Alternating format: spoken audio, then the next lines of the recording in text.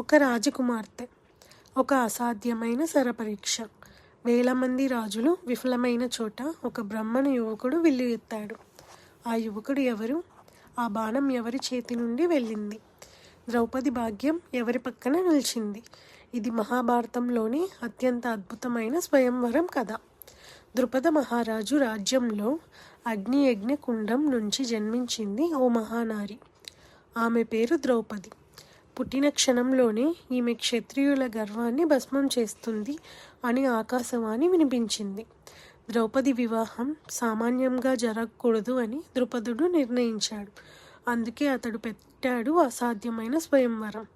ఒక ఎత్తైన స్తంభం, దాని మీద తిరుగుతున్న చక్రం, కింద నీళ్ళల్లో ప్రతిబింబం మాత్రమే కనిపించే చేప. ఆ చేప కంటిలో బాణం దించగలిగిన వాడే ద్రౌపదిని వరించాలి. దుర్యోధనుడు వచ్చాడు, విఫలమయ్యాడు. కర్ణుడు ముందుకు వచ్చాడు, కానీ ద్రౌపది అన్నది సూతపుత్రుడిని నేను వరించను అని.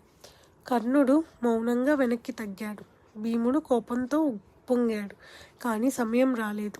అంతలో ఓ బ్రాహ్మణ యువకుడు ముందుకు వచ్చాడు.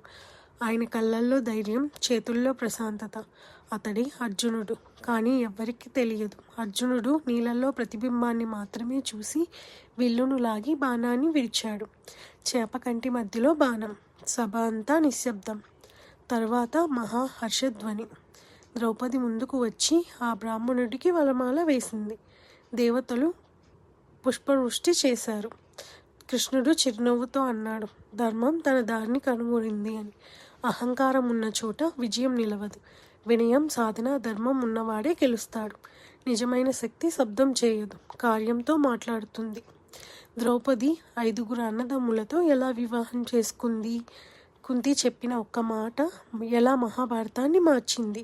తర్వాతి ఎపిసోడ్లో తెలుసుకుందాం.